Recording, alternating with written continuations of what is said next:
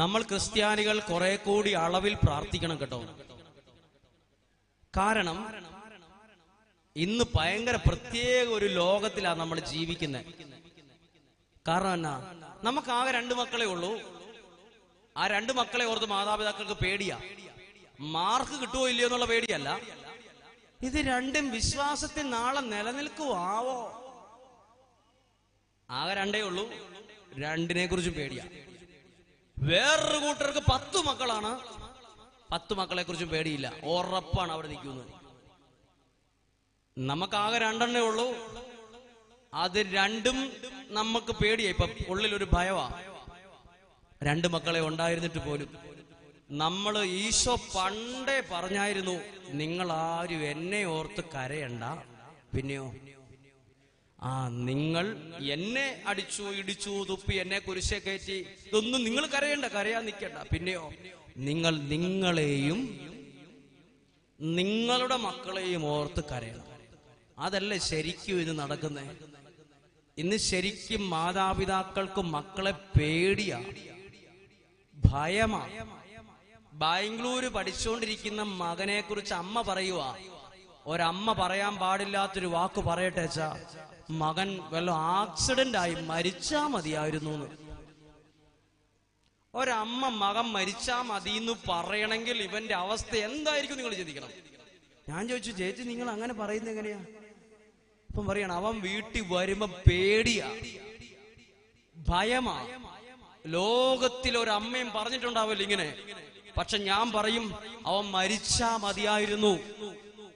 നാളെ ഒരു സമയത്ത് ഇവന് കല്യാണം ആലോചിച്ച് ഏതോ ഒരു പാവപ്പെട്ട പെണ്ണിന്റെ കണ്ണുനീരെന്റെ വീട്ടിൽ വീഴാതിരിക്കാൻ ഈ അമ്മ പ്രാർത്ഥിക്കുവാണ്, മരിച്ചാ മതിയെന്ന്. അതാണ് മക്കളെ ഓർത്തുള്ള ലോകം. ഈയിടയ്ക്ക് കുറച്ച് നാളുകൾക്ക് മുമ്പ് ഒരു 20 വയസ്സോളം പ്രായമുള്ള ഒരു കൊച്ചു മരിച്ചു. മരിച്ചപ്പോ എല്ലാരും പറഞ്ഞു, ഓ മരിച്ചത് നന്നായി കേട്ടോ. ഞാൻ വിചാരിച്ചു, എന്നെ ഇത്ര ചെറുപ്പം ഇവര് ഇതിങ്ങനെ പറയുന്നേ.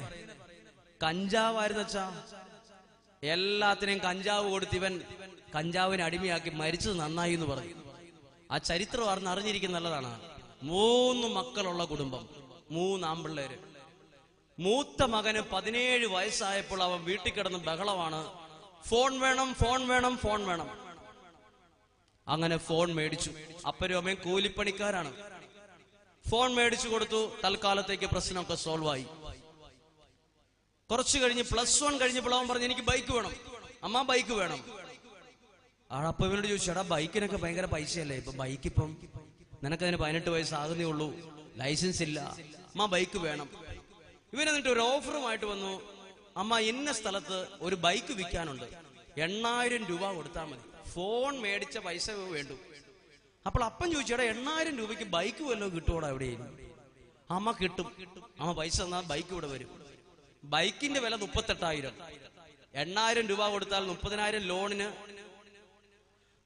വായ്പ പലിശക്ക് എടുത്തിട്ട് ഇവൻ ബൈക്ക് മേടിച്ചു. വീട്ടിലെ പാവപ്പെട്ട അപ്പനും അമ്മയും ഓർത്തു, 8000 രൂപയ്ക്ക് ബൈക്ക്, അത് കാഴ്ചക്ക് നല്ല വണ്ടി, 8000 രൂപയ്ക്ക് ഇത്രയും നല്ല ബൈക്ക് കിട്ടുമോ? അവര് പാവങ്ങൾ അത് വിശ്വസിച്ചു. ബൈക്ക് കുറച്ചു നാൾ ഓടിച്ചുകൊണ്ടിരുന്ന് ഒരു കൂട്ടുകാരനുമായി ബൈക്ക് ഓടിച്ചുകൊണ്ട് പോവാണ്. ബൈക്ക് തട്ടി ആക്സിഡന്റ് ആയി.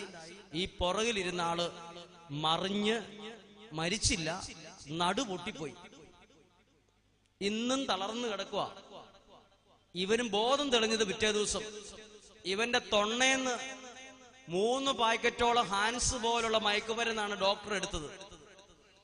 അപ്പൊ ഇവന്റെ തൊണ്ണേന്ന്, അതതിന്റെ അർത്ഥം ഇവൻ വണ്ടി ഓടിച്ചുകൊണ്ടിരിക്കുമ്പോ തന്നെ ഇവൻ ലഹരിയിലായിരുന്നു എന്നാണ്. കുറച്ചു നാൾ കുഴപ്പമൊന്നുമില്ലായിരുന്നു. വീണ്ടും ഇതുപോലെ ആക്സിഡന്റ് ആയി. ഇവൻ ആശുപത്രി കിടക്കുമ്പോൾ മരിച്ചു പോകുമെന്ന് ഉറപ്പായി. അപ്പോൾ ആ വ്യക്തിയുടെ അണിവിരൽ, ഈ വിരൽ മാത്രമേ അനങ്ങുന്നുള്ളായിരുന്നു, വേറെ ഒരു അവയവവും അനങ്ങത്തില്ല. ഈ കൊച്ചു മരിച്ചു. മരിച്ച സമയത്ത് ബോഡി എടുക്കാൻ വേണ്ടി വന്നത് ആരാന്നറിയോ? സാധാരണ നമ്മുടെ കുടുംബത്തിൽ ഒരാൾ മരിച്ചാൽ നമ്മുടെ കുടുംബത്തിലെ ആൾക്കാരായി ഈ പെട്ടി എടുക്കുന്നത്.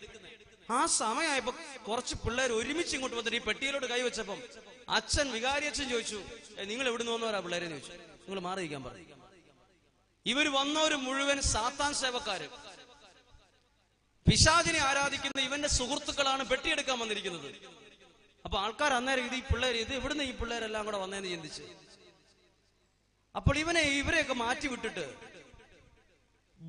ഇവന് ശവസംസ്കാരം കഴിഞ്ഞ് 41 കഴിഞ്ഞ് വീട്ടിലായിരിക്കുമ്പോ വീട്ടിൽ ഗുണ്ടകൾ വന്നു. വീട്ടിൽ ഗുണ്ടകൾ വന്നിട്ട് പറഞ്ഞു, ഞങ്ങളുടെ പൈസ ഇവൻ പലിശയ്ക്ക് മേടിച്ചിട്ടുണ്ടായിരുന്നു, അതുകൊണ്ട് പൈസ തരണമെന്ന് പറഞ്ഞ് വീട്ടിൽ വന്ന് പേടിപ്പിച്ചു. അപ്പോഴാണ് അപ്പനും അമ്മയും അറിയുന്നത് പൈസ വായ്പ മേടിച്ച് പലിശയ്ക്ക് മേടിച്ചിട്ടുണ്ടായിരുന്നു, 2 പ്രാവശ്യത്തെ അടവേ ഇവൻ അടച്ചിട്ടുള്ളൂ. അപ്പോൾ ഈ അപ്പൻ വിചാരിച്ചു, ഇവൻ എങ്ങനെ 2 പ്രാവശ്യത്തെ അടവടച്ചു? അതറിയാൻ വേണ്ടി ഈ അപ്പൻ ഇവൻ പഠിച്ചുകൊണ്ടിരുന്ന സ്കൂളിൽ ചെന്നപ്പോ സാറ് ചോദിച്ചു, ഓ നിങ്ങൾ ജീവിച്ചിരിപ്പുണ്ടായിരുന്നു ഇവിടെ, ഇപ്പോഴെങ്കിലും നിങ്ങൾ സ്കൂളിൽ വന്നല്ലോ. എന്നിട്ട് അദ്ദേഹത്തെ വിളിച്ചിട്ട് പറഞ്ഞു, നിങ്ങളുടെ മകൻ മരിച്ചത് കൊണ്ട് ഞങ്ങളുടെ സ്കൂളിന് ഭയങ്കര സന്തോഷമായി എന്ന് പറഞ്ഞു.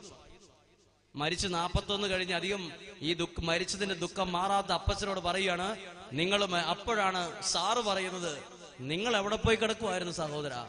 നിങ്ങളുടെ മകൻ ഒരു ഫോൺ വെച്ച് അതിനകത്ത് ബ്ലൂ ഫിലിംസ് എടുത്തോണ്ട് വന്നിട്ട് ഈ സ്കൂളിലെ മുഴുവൻ കുട്ടികൾക്ക് ഇത് പൈസയ്ക്ക് വിറ്റോണ്ടിരിക്കുമായിരുന്നു ഇവന്റെ പണി.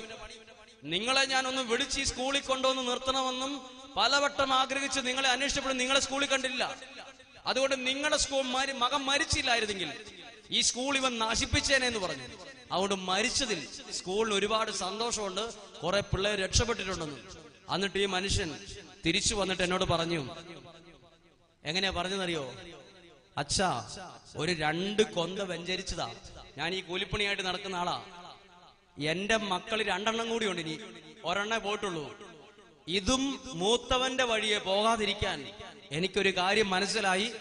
എന്റെ മക്കൾക്ക് പൈസ മാത്രം കൊടുത്താ പോരാ, എന്റെ മക്കൾക്ക് ഫുഡ് മാത്രം കൊടുത്താ പോരാ, കിട്ടേണ്ട അളവിൽ കിട്ടേണ്ട പ്രാർത്ഥന കൂടി കൊടുത്തില്ലെങ്കിൽ ഈ ലോകത്തിൽ വീണ് തകർന്നു പോകുമെന്ന് എനിക്കറിയാന്ന്. ഒന്നും കൂടെ പറയാം, പ്രിയപ്പെട്ട മാതാപിതാക്കളെ, മക്കള് ഡോക്ടർ ആകണം, എഞ്ചിനീയർ ആകണം എന്നുള്ള മാത്രം പ്രാർത്ഥന പോരാ, അവർക്ക് കിട്ടേണ്ട അളവിൽ ഒരു പ്രാർത്ഥന കൂടി കൊടുക്കണം. പറഞ്ഞേ ഹല്ലേലൂയ. എത്ര പേര് നിങ്ങൾ കൊടുക്കുന്നുണ്ട്? കിട്ടേണ്ട അളവിൽ ഒരു പ്രാർത്ഥന, ഒരു ചടങ്ങിന് പ്രാർത്ഥന ഉണ്ട്, പക്ഷെ കൊടുക്കേണ്ട രീതിയിൽ, കൊടുക്കേണ്ട അളവിൽ നിങ്ങളുടെ തലമുറകളിലേക്ക് പ്രാർത്ഥന എത്തുന്നില്ല. പ്രാർത്ഥിക്കാൻ കുറച്ചുകൂടെ ഉണരണം. പറഞ്ഞേ ഹല്ലേലൂയ. ഒരു കരം ഉയർത്തി പറഞ്ഞേ ഹല്ലേലൂയ, ഹല്ലേലൂയ. കരങ്ങൾ താഴ്ത്താം. നിങ്ങൾ മടുത്തോ? ഇടത്തും വലത്തും ഇരിക്കുന്ന ആൾക്കാരുടെ മുഖത്തൊക്കെ നോക്കി സന്തോഷമാണോ? പാകിസ്ഥാൻകാരനെങ്ങാനും വന്നിരിപ്പുണ്ടോ എന്നൊക്കെ നിങ്ങൾ ഇടയ്ക്ക് നോക്കണം. അഫ്ഗാനിസ്ഥാൻകാർ വരാൻ സാധ്യതയുണ്ട്, ഉസ്ബെക്കിസ്ഥാൻകാർ വരാൻ സാധ്യതയുണ്ട്, പിന്നെ പാകിസ്ഥാൻകാർ വരാൻ സാധ്യതയുണ്ട്, ചാവേർ വരാൻ സാധ്യതയുണ്ട്. നിങ്ങൾ ശ്രദ്ധിക്കണേ, നേരെ ഇങ്ങനെ നോക്കി ആ സ്ക്രീനിലേക്ക് മാത്രം നോക്കിയിരിക്കരുത്. ഹല്ലേലൂയ. നിങ്ങൾ നന്നായിട്ട് സന്തോഷമുള്ളവരാണ്. പകുതി നമ്മൾ സന്തോഷിച്ചാൽ തന്നെ നമ്മുടെ പ്രശ്നങ്ങൾ തീരും കേട്ടോ. ഒരു ഭർത്താവ് പറഞ്ഞു, എന്റെ ഭാര്യയെ ചിരിപ്പിക്കാനാ ഏറ്റവും വോഡോഫോൺ കോമഡി കണ്ടാ വരെ അവള് ചിരിക്കത്തില്ല എന്ന് പറഞ്ഞു. ചിരിച്ചാൽ തന്നെ ഞാൻ രക്ഷപ്പെട്ടു എന്ന് പറയും. ചിരി നമ്മൾ നന്നായിട്ട് ചിരിച്ചാൽ, ഈ ചിരിക്കാനുള്ള ഒരു മെഷീൻ ആർക്ക് മാത്രമേ ഉള്ളൂ? പട്ടിക്കുണ്ടോ? പൂച്ചയ്ക്കുണ്ടോ? പശുവിനുണ്ടോ? ആടിനുണ്ടോ? ഒന്നിനുമില്ല. എന്ത് ചിരിക്കാൻ പറ്റിയ ഒരു എഞ്ചിൻ ഇവിടെ വച്ചിട്ടില്ല. നമുക്ക് ആ എഞ്ചിൻ ഇവിടെ ഇരിക്കുന്നതുകൊണ്ടാണ് നമുക്ക് ചിരിക്കാൻ പറ്റുന്നത്. എത്ര തരത്തിലുള്ള ചിരിയുണ്ട്? ആ പലതരത്തിലുള്ള ചിരിയുണ്ട്. കൊലച്ചിരി, ഇവിടെ കൊള്ളുന്ന ചിരി, ഒറ്റ ചിരിക്ക് ഒരാളുടെ അടപ്പ് വരെ തെറിക്കുന്ന ചിരി, പിന്നെ ഇവിടെ പറയാൻ കൊള്ളാത്തൊരു ചിരി, കുറെ ചിരിയുണ്ട്. പക്ഷെ ഒരു ചിരിയെ ചിരിക്കാവുള്ളൂ. ഏത്? ഒരാൾക്ക് സന്തോഷം കിട്ടത്തക്ക വിധത്തിലുള്ള ചിരിയെ ചിരിക്കാവുള്ളൂ. ചില ആൾക്കാർ പറയില്ലേ, 3-4-5 വർഷം മുമ്പ് എന്നെ നോക്കി ആ പുള്ളി ചിരിച്ച ഒരു ചിരി എനിക്ക് ഇപ്പോഴും അങ്ങ് മറക്കാൻ പറ്റുന്നില്ല. അതെന്റെ ചങ്കിക്കൂടെ കേറിയിട്ട് ഇതിലേ കയറി ഇതിലേ അങ്ങ് പോയി. അയ്യോ, അങ്ങനത്തെ ചില ചിരിയുണ്ട്. ഹല്ലേലൂയ. അപ്പൊ നല്ല ചിരി ചിരിച്ചാൽ നമ്മുടെ ജീവിതം രക്ഷപ്പെട്ട് കേട്ടോ. ഞാൻ ഓർക്കും, ഒരു ചേട്ടനോട് പറഞ്ഞു, അച്ഛാ ഞാൻ മരിക്കാൻ തീരുമാനിച്ചതാണ്. അപ്പൊ ഞങ്ങളുടെ ഒരു ടൗണിൽ അവിടെ വൈകുന്നേരം 5 മണിയാകുമ്പോൾ ഒരു തട്ടുകട വരും. തട്ടുകട അവിടെ ഉണ്ടാക്കുന്ന ഒരു ഇഷ്ടമുള്ളൊരു പലഹാരമാണ് ബോണ്ട. അതിനകത്ത് കിഴങ്ങ് പുഴുങ്ങി കറി പോലെ വെച്ചിങ്ങനെ. ഇവിടെ ഉണ്ടോ അത്? ഇവിടെ ഉള്ളേക്കാളും ടേസ്റ്റ് ഉണ്ട്. അവിടെ എപ്പോഴേലും വരുവാണെങ്കിൽ മേടിച്ചു തരാം ആ ബോണ്ട. അപ്പൊ അവിടെ നിൽക്കുമ്പോൾ ഈ പുള്ളി വളക്കടയിൽ ചെന്നിട്ട് വിഷം മേടിച്ച് മരിക്കാൻ തീരുമാനിച്ച് വിഷക്കുപ്പി മടിയിലുണ്ട്. വിഷം അപ്പൊ പുള്ളി ഇങ്ങനെ അവിടെ നിന്നപ്പോ എന്തായാലും മരിക്കാൻ പോവല്ലേ, ഒരു ചായയും ഒരു ബോണ്ടയും കഴിച്ചിട്ട് മരിക്കാമെന്ന് തീരുമാനിച്ചു. അങ്ങനെ അയാൾ ഒരു ചായക്കട ചായ ഓർഡർ ചെയ്തു, ഒരു ലൈറ്റ് ചായ വരാൻ പറഞ്ഞു. ബോണ്ട മേടിച്ചപ്പം എന്നിട്ട് അയാൾ വിചാരിച്ചു ആകെ വിഷമത്തിലിരിക്കുക. അപ്പൊ അയാളുടെ മുറ്റത്ത് ഇരിക്കാനുള്ള സൗകര്യമൊന്നും ഇല്ല, 2-3 ബെഞ്ച് ഇങ്ങനെ കസേരയൊക്കെ ഉള്ളൂ. അപ്പൊ അവിടെ നിന്നോണ്ട് ഇങ്ങനെ കഴിച്ചോണ്ടിരിക്കുക ഒറ്റയ്ക്ക്. അപ്പൊ ഉണ്ട് എവിടുന്നോ വന്നൊരു കില്ലപ്പട്ടി ഫ്രണ്ടിൽ വന്ന് അവിടെ ഇരുന്ന് അയാളെ നോക്കിയിരിക്കുക. ഈ പട്ടിയെ കാണാതിരിക്കാൻ വേണ്ടി ഇയാൾ ഈ പട്ടി കൊതി കിട്ടാതിരിക്കാൻ വേണ്ടി ഇങ്ങോട്ട് തിരിഞ്ഞു. അപ്പൊ ഉണ്ട് ആ പട്ടി അതിലേ പോയി അവിടെ വന്നിട്ട് ഇങ്ങോട്ട് നോക്കും. ഈ പട്ടിയെ കൊണ്ട് ഭയങ്കര ശല്യമായല്ലോ, ഇതെതിലേ പോയാലും ഈ പട്ടി. കുറച്ച് കഴിഞ്ഞപ്പോ ഈ പട്ടി അവിടെ ഇരുന്നോണ്ട് ഈ മരിക്കാൻ പോകുന്ന ആളെ നോക്കിയിട്ട് ഒരു ചിരി. പട്ടി ചിരിക്കുവോ? ആ പട്ടി ചിരിക്കും, കാണിച്ചു തരാം. കില്ലപ്പട്ടിയാണ്, ഒരു ഇംഗ്ലീഷ് മീഡിയത്തിലും പഠിച്ചിട്ടില്ല ആ പട്ടി. പക്ഷെ പട്ടി ചിരിക്കുന്നത് ഇങ്ങനെയാണ്. ആ സ്നേഹം വരുമ്പോ 2 ചെവിയും പരമാവധി നിവർത്തി വെക്കുമ്പോൾ മനുഷ്യര് ചിരിക്കുന്നേക്കാൾ വൃത്തിയായിരിക്കും. നമ്മുടെ മനസ്സങ്ങ് നിറയും. ഈ മനുഷ്യൻ പറയുവാണ്, ഈ പട്ടി കുറെ നേരം എന്നെ നോക്കി നിന്ന സമയത്ത് ഈ പട്ടിക്ക് എന്തേലും ഈ ബോണ്ടയുടെ ശകലം ഇങ്ങനെ ഞുള്ളി എടുത്തിട്ട് എന്നാ പട്ടി എന്ന് പറയാം ഒറ്റ കൊടുത്തു. ഈ പട്ടികളൊക്കെ എന്നാ തിന്നണമെങ്കിൽ ഒന്ന് മണത്ത് നോക്കിയിട്ട് തിന്നുള്ളൂ. ചാടി ഒന്ന് മണത്ത് നോക്കിയിട്ട് തിന്നുന്നതിന് മുമ്പ് ഇയാളെ നോക്കിയിട്ട് ഒരു നല്ല ചിരി. അയാൾ പറയാണ്, എന്റെ മനസ്സിൽ നിന്ന് ആ പട്ടി അങ്ങനെ നോക്കിയപ്പോ തന്നെ എന്റെ ആ മരിക്കണം എന്നുള്ള ചിന്തയും ആ വിഷമമൊക്കെ അങ്ങ് മാഞ്ഞുപോയി. ആര് നോക്കിയപ്പം? ഒരു പട്ടി, കില്ലപ്പട്ടി സ്നേഹത്തോടെ ഒന്ന് നോക്കിയപ്പോ തന്നെ എല്ലാ വിഷമം പോയി. നമ്മൾ ചിലപ്പോ നല്ലതുപോലെ നമ്മൾ വേറൊരാളെ നോക്കുമ്പോ തന്നെ നമ്മുടെ വിഷമങ്ങളൊക്കെ അങ്ങ് പോകും. പറഞ്ഞേ ഹല്ലേലൂയ, അവർക്ക് പറഞ്ഞേ ഹല്ലേലൂയ. ഇനി ശ്രദ്ധിച്ച് ഞാനൊരു കാര്യം പറയാം. എന്റെ പ്രാർത്ഥന കേട്ട് ദൈവം നിന്നൊരു കാര്യം പറയാം. ദൈവം പ്രാർത്ഥന കേട്ട് നിൽക്കും. ഞാൻ എൻ്റെ വീട് കണ്ണൂർ ജില്ലയാണ്. കണ്ണൂർ ജില്ല എന്താണ്? അതാണ് ഇവിടെ അടയാളമാണ്. വെട്ടിന്റെ പാട് കണ്ടോ? ആ കണ്ണൂർ ജില്ലയുടെ അടയാളമാണ് വെട്ടിന്റെ പാട്, ആ മുറിഞ്ഞ പല്ല്. അതെങ്ങനെയാ വന്നത്? ഞാൻ നീന്താൻ വേണ്ടി ചാടിയതാണ്, കാൽക്കുലേഷൻ തെറ്റിപ്പോയി. ആരോഗ്യം കൂടുതൽ കൊടുത്തു. ഞാൻ വിചാരിച്ചത് ഈ വെള്ളത്തിന് ഇച്ചിരി ആഴമുണ്ടെന്നാ വിചാരിച്ച് ചാടിയപ്പം ആരോഗ്യം കൂടിപ്പോയി, ബ്രേക്ക് കിട്ടിയില്ല, നേരെ പോയി അടിച്ചു. അതാണ് ഈ പാട്. ഇപ്പൊ കണ്ണൂർ ജില്ലയിൽ ഞാൻ 6 വർഷം മുമ്പാ വൈദികനാവുന്നത്.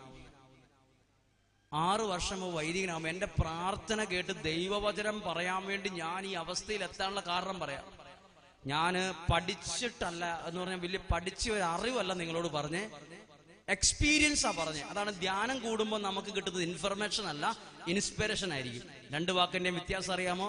ധ്യാനം കൂടുമ്പോൾ നമുക്ക് പുസ്തകത്തിൽ നിന്ന് കിട്ടുന്നത് ഇൻഫർമേഷൻ ആണ്, ദൈവവചനത്തിലൂടെ നമുക്ക് കിട്ടുന്നത് ഇൻസ്പിറേഷൻ ആയിരിക്കും. എന്ന് പറഞ്ഞാൽ എന്താണ്? പ്രചോദനം. പറഞ്ഞേ ഹല്ലേലൂയ. നമുക്കവിടെ ഇൻഫർമേഷൻ അധികം കിട്ടത്തില്ല. ഒരു പുസ്തകം വായിച്ചാൽ കുറെ ഇൻഫർമേഷൻ പോയിന്റ് കിട്ടും. ദൈവവചനത്തിലൂടെ നമുക്ക് ഇൻഫർമേഷൻ അല്ല, ഇൻസ്പിറേഷൻ കിട്ടും. ഇൻസ്പിറേഷൻ. ഹല്ലേലൂയ. അപ്പൊ ഞാനിങ്ങനെ പ്രാർത്ഥിച്ചുകൊണ്ട് ഇങ്ങനെ എന്റെ വൈദികനാകുന്ന സമയം, അപ്പൊ ആ സമയത്ത് എന്റെ കുടുംബത്തിൽ ഭയങ്കര സാമ്പത്തിക പ്രതിസന്ധിയും കടബാധ്യതയും, ഒരു തരത്തിലും മുന്നോട്ട് പോകാൻ പറ്റാത്തൊരു സാഹചര്യമാണെന്ന് ഞാൻ അറിഞ്ഞു. അപ്പൊ എനിക്ക് ഈ പ്രാർത്ഥനയിലൊന്നും വലിയ വിശ്വാസമൊന്നും ആ കാലഘട്ടത്തിലില്ല. പ്രാർത്ഥനയുണ്ട്, ഞാൻ വലിയ കനവുള്ള പുസ്തകമൊക്കെ ചൊല്ലി പ്രാർത്ഥിച്ചിട്ടുണ്ട്, അതൊക്കെ ശരിയാണ്. പക്ഷെ എൻ്റെ ഉള്ളിൻ്റെ ഉള്ളിൽ പ്രാർത്ഥിക്കുന്ന കാര്യത്തിൽ ദൈവം പ്രവർത്തിക്കുമെന്ന ഉറപ്പൊന്നുമില്ല. അപ്പൊ ഞാനിങ്ങനെ പ്രാർത്ഥിച്ചുകൊണ്ടിരിക്കുക. ആ സമയത്ത് എൻ്റെ കുടുംബത്തിൽ സാമ്പത്തികമായ ഭയങ്കര പ്രതിസന്ധി. അപ്പൊ എനിക്കൊരു തോന്നലുണ്ടാവുകയാണ്, പ്രാർത്ഥിച്ചിട്ടൊന്നും കാര്യമില്ല. അങ്ങനെ തോന്നാനുള്ളൊരു കാരണം, എൻ്റെ വീടിരിക്കുന്ന സ്ഥലം നോക്കട്ടെ, നിങ്ങളോട് ഞാൻ പറയാം, നിങ്ങളായിട്ട് ആരോടും പറയരുത്, രഹസ്യമാണ്. മൈക്കിലൂടെ ആണേലും നിങ്ങൾ രഹസ്യമായിട്ട് വെക്കണം. ആ സ്ഥലത്തിന്റെ പേര് ചെകുത്താങ്കുഴി എന്നാണ്. നിങ്ങൾ പറയുമോ? ആ വീടിരിക്കുന്ന സ്ഥലത്തിന്റെ പേര് ചെകുത്താങ്കുഴി. അതിനകത്തൂടെ വണ്ടി പോവുകയല്ല. ഒന്നാമത്തെ കാരണം, ഒരു കൊടുസ് വഴി ഭയങ്കര ബുദ്ധിമുട്ടാണ്. അവിടെ 4 വീടേ ഉള്ളൂ, അതൊരു കുഴിയാണ്. ചെകുത്താങ്കുഴി എന്ന് വരാൻ കാരണം അവിടെ കള്ളുകുടിയുടെ കേന്ദ്രം, വാറ്റ്, കുടി ഒക്കെ. അപ്പൊ ഞാൻ ചെറിയ പ്രായത്തിലെ കണ്ടിട്ടുള്ള ഒരു പ്രത്യേകതയാണ് ഏക്കമുട്ടിയ കുടിയന്മാർ. നിങ്ങൾ കണ്ടിട്ടുണ്ടോ ഏക്കമുട്ടിയ കുടിയന്മാരെ? അതിവിടെ ഒന്നുമില്ല, ഞങ്ങളുടെ നാട്ടിലുണ്ട്. എങ്ങനെയാന്ന് വെച്ചാൽ കുടിച്ച് അവസാനം ഇത്രേ ഉണ്ടാവുള്ളൂ. അവർ ചുമക്കുന്നത് ഇങ്ങനെയായിരിക്കും, കുടിച്ച് കത്തിച്ച് കഴിഞ്ഞവരാ, ചുമ മാത്രമേ ഉള്ളൂ. അങ്ങനെ ഏക്കമുട്ടിയ കുടിയന്മാരിങ്ങനെ പോകും. ഈ കുടിച്ച് നടക്കുന്ന സ്ഥലമായോണ്ട് ആ സ്ഥലത്തിന്റെ പേര്, നാട്ടുകാരിട്ട പേരാണെന്ത്, ചെകുത്താൻകുഴി. ചെകുത്താൻകുഴി എന്നാണ് ഞാൻ അച്ഛനാകാൻ പോയത്. എന്റെ ഈ ഒരു പ്രത്യേക സമയമാണ് പുത്തകുർബാനയുടെ സമയം. പ്രാർത്ഥന കേൾക്കുകയില്ലോ. ഈ ചെകുത്താൻകുഴി എന്ന് പ്രാർത്ഥിച്ചാൽ ദൈവം കേൾക്കത്തില്ല. അപ്പുറത്തെ വീട്ടുകാർ പോലും കേൾക്കില്ല, പിന്നെയാണ് ദൈവം കേൾക്കുന്നത്. എനിക്കങ്ങനെ തോന്നി. അപ്പൊ ഞാനിങ്ങനെ പ്രാർത്ഥിച്ചു, ദൈവം എന്ത് ചെയ്യും? അപ്പോൾ എൻ്റെ കുടുംബക്കാർ പറഞ്ഞു, എൻ്റെ വീട്ടുകാർ പറഞ്ഞു, നമ്മുടെ കുടുംബക്കാരൊക്കെ നമ്മളെ സഹായിക്കൂ എന്ന് പറഞ്ഞു. അപ്പൊ സഹായിക്കുന്നതിന്റെ അടയാളമായി എന്നോട് എൻ്റെ വീട്ടുകാർ പറയുവാണ്, നമ്മുടെ കുടുംബക്കാരെയൊക്കെ നീ തന്നെ അങ്ങ് പോയി വിളിച്ച്. അതിന്റെ കൂട്ടത്തിൽ സഹായവും പ്രതീക്ഷിച്ച് ഞാൻ. അപ്പൊ എന്നെ ഏറ്റവും വലിയ ദുഃഖം എന്നാന്ന് ചോദിച്ചാൽ, ഇന്നും ഈ പൈസയ്ക്ക് വേണ്ടി കൈ നീട്ടുക എന്ന് പറഞ്ഞാൽ എനിക്ക് ഭയങ്കര ദുഃഖമാണ്. എനിക്ക് ദുഃഖമല്ല, എനിക്ക് ഇഷ്ടമില്ല. ഈ കൈ നീട്ടുന്ന പരിപാടി എനിക്ക് ഇഷ്ടമില്ല. ഒരു 10-20 രൂപ അതെനിക്ക് ഭയങ്കര ബുദ്ധിമുട്ടാണ്, ഇല്ലെങ്കിൽ ഇല്ല. അപ്പൊ ഞാൻ അങ്ങനെ എൻ്റെ വീട്ടുകാരുടെ നിർബന്ധം കൊണ്ട് പോയി. പക്ഷെ എനിക്ക് കൈക്കുന്ന അനുഭവമാണ് ഉണ്ടായത്. ആരും സഹായിച്ചില്ല. പിന്നീട് ഞാൻ ഒരു ആത്മീയ തത്വം പഠിച്ചു. മനുഷ്യന്റെ മുമ്പിൽ കൈ നീട്ടുന്നവൻ മരിക്കുന്നവരെയും കൈ നീട്ടിക്കൊണ്ട് നടക്കും. നമ്മുടെ ഈ കൈനീട്ടൽ നിൽക്കണമെങ്കിൽ നമ്മളെ ദൈവസന്നിധിയിൽ കൈ നീട്ടാൻ പഠിച്ചാൽ മതി. പറഞ്ഞേ ഹല്ലേലൂയ. ദൈവസന്നിധിയിൽ കൈ നീട്ടുന്നവന് മനുഷ്യന്റെ മുമ്പിൽ കൈ നീട്ടേണ്ടി വരുന്ന ഒരു സാഹചര്യം പോലും ദൈവം ഒരുക്കത്തില്ല.